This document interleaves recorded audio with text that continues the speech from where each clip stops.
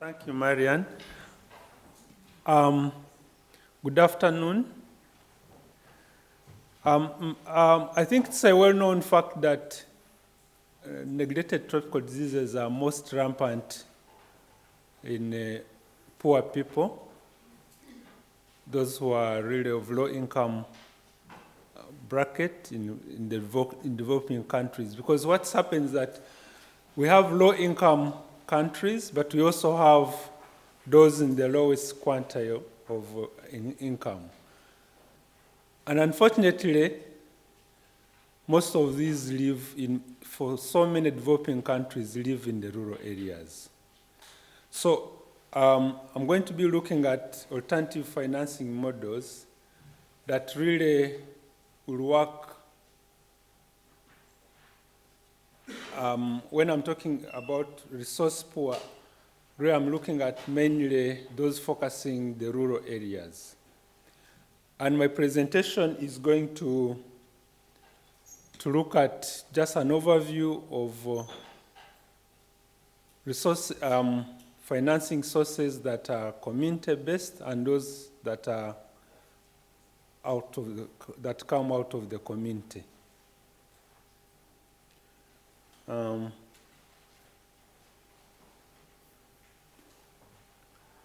So the World Bank estimates that about $1.1 trillion are needed for annual infrastructure in developing countries. But of this, there is also estimate that for water supply and sanitation, we needed between to increase financing from 70 billion per year in order to meet the MDG goals for next year to 180. So that's more than double. And traditionally, the low-income countries have relied heavily on external funding. I think you are well familiar with this, and sometimes even to the extent that it is really over-reliance. And yet, actually, this external funding has not closed all the gaps that are there. As you know, there are still a lot of gaps in the water supply, but much more even in the sanitation. And this is mainly because, of course, the funding has been inadequate. There are just far too many people out there particularly even looking at the population growth rates, such that it would be unfair for all these countries to rely on external funding for all their needs. But also, the investment in water supply and sanitation hasn't been so effective and efficient in terms of efficiency, probity, and all other issues of governance, but also mainly because of inadequate capacity to actually to use this money effectively and efficiently. But the other point is that just before our lunch, several people talked about this, that if we are not, the users really need to be involved. They need not just to be involved, but to participate in the process so that there is ownership of this infrastructure. That's why you can see that the issues of white elephants, where people come in and put in the infrastructure, and they are not well used, they are not fully, they are not being maintained, and that comes back to the idea of what level of involvement, or in other words, what is the effective demand? Has there been effective demand for these services? And then, of course, there are also issues to do with urban-rural differences, governments, national governments tend to put more focus on the urban areas. And I think also to some extent, international donor agencies or the development agencies. Hence, there is need for really innovative funding, especially to cover water and sanitation services for rural areas.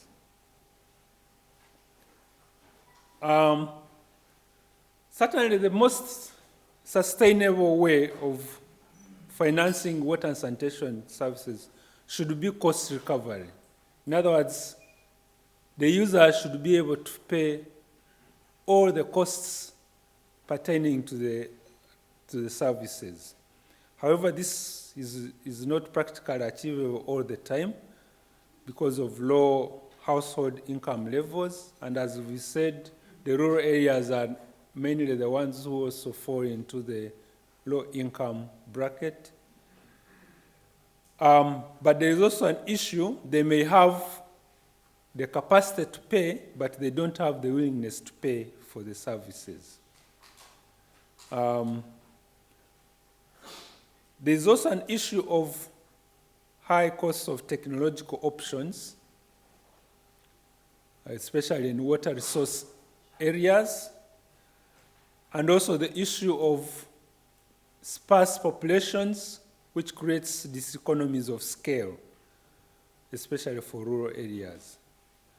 So it becomes so expensive to be able to provide services for each and everybody who is scattered in the rural areas, much more than for urban areas where people are living closer together.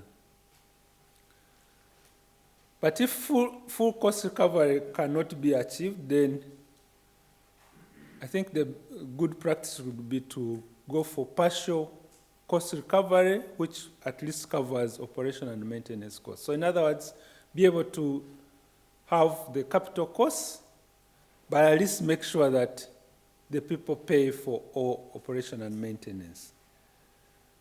And in order to do this most effectively, to take into consideration income levels and base the user fees according to affordability to pay.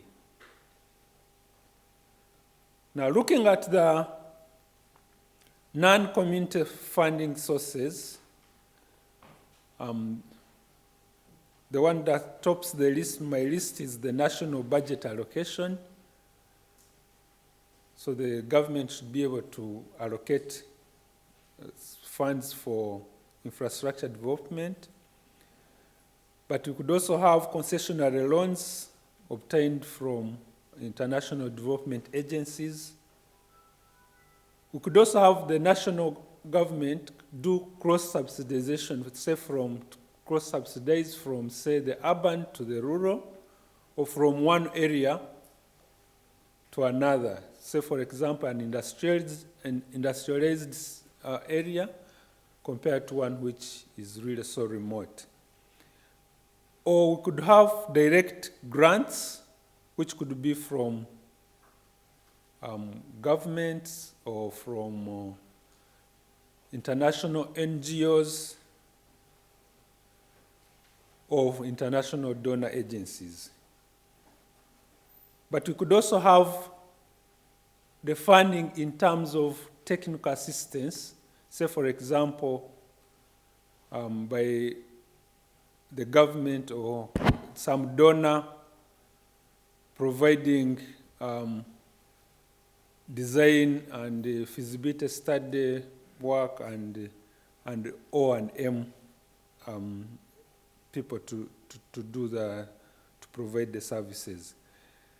We could also have the government carry out a risk or credit guarantee so that the communities can borrow money from banks, commercial banks, and if they fail, then government takes on the risks. But we could also have output-based aid, whereby say like the World Bank has been pushing for this, where they provide the aid based on and inject it to service providers based on how much they are producing in terms of outputs. Looking, if we go to non-community funding sources, which is the key thing for this presentation. Sorry, I have been here. Still continuing with the non-community financing sources, sorry. We've got also could have revolving funds, which are put in place either by the government or some donor, NGO, international NGO, national NGO, so that it's available for the community members to keep borrowing, putting in some profit, which again is plunged back so that more people, we can have more beneficiaries using the funds. Could also have loans from local banks,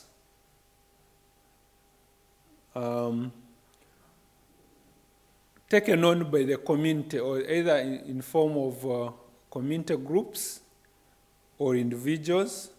We could have co-funding through public-private partnerships. This can be tricky because the private operator, his main motive or her main motive would be making profit. And if we are talking of resource-poor people, so this is a bit tricky, but one of the ways this can work is to work with the local private operators to reduce the amount of profit probably that will be charged. But this will also help to bring on board skills, say like in operation and maintenance. Local government development fund, a fund that's put aside specifically, say, for water and sanitation, to put infrastructure services. So if we move on to community-based sources, we could have, for people who don't have the money in cash, they have got other resources. So they could provide voluntary labor, say during the construction period. They could provide transport, local materials like sand, gravel, bricks that can be used for the construction, which will reduce the cash that is required to be injected. For people, like especially rural people who are maybe involved in production, productive ventures like agriculture and livestock farming, instead of asking for cash, we could ask, this could provide crop harvests as long as it is agreed when it should be timed with the time of during the harvests, or livestock in exchange for, in lieu of providing cash. But we could also have voluntary funds that are given by local leaders, assuming that local leaders will be more wealthier, or this could be through community groups who organize meetings for fundraising, have lotteries, and so forth. So this money could be put aside for developing the water supply and sanitation infrastructure. But we could also have grants from external donors directly to the communities, say from international NGOs or local NGOs, residents who live in the diaspora, and other well-wishers. We could also have cooperative funds from community-owned productive ventures. Say, for example, a community could have a canteen, which is a joint venture, and whatever profits that are coming therefrom are put into a cooperative fund, or people provide livestock into the fund, which is sold and money put in the fund. Fishing, for those who are near rivers or lakes. This could also be in form of a revolving fund, just like the previous one. But one of the most important aspects which has grown, mechanism that has grown since, I think, around mid-1970s, which I think started from Bangladesh, is the microfinance lending mechanisms, where instead of people using collateral just like in a bank, they actually use cash flow-based methods, where people sit together and look at what is expected to be the cash flow, and based on that, they will give you a loan based on the trust that you'll be able to pay. And there has to be trust, and this is not difficult to get in a community that is close-knit. And the microfinance, even local governments could be involved in local finance lending, or it could be an association, or individuals, although sometimes the individuals can give the financing with a very high interest rates. So just in conclusion, because this was just an overview, I thought that all the cost recovery and other community financing sources would require a threshold of institutional capacity. And institutional capacity, we're looking at that involves the individual, the household, community, and so forth. So we need, at the national level, we need policy making and creation of an enabling environment for these financing mechanisms to work well. At the local level, say like at the district level or sub-county level, whatever local unit, to oversee, because there must be rules of the game if this has to be sustainable. Whatever type of financing has to be sustainable. There must be some rules to the game for overseeing, monitoring, and providing support for these mechanisms to grow in leaps and bounds. But also, we need capacity at the community level to be able to understand that it's important for operation and maintenance of a system. It's important so I'm looking here at sanitation promotion, being able to build capacity for simple bookkeeping and accounting procedures, but also at the household and users level.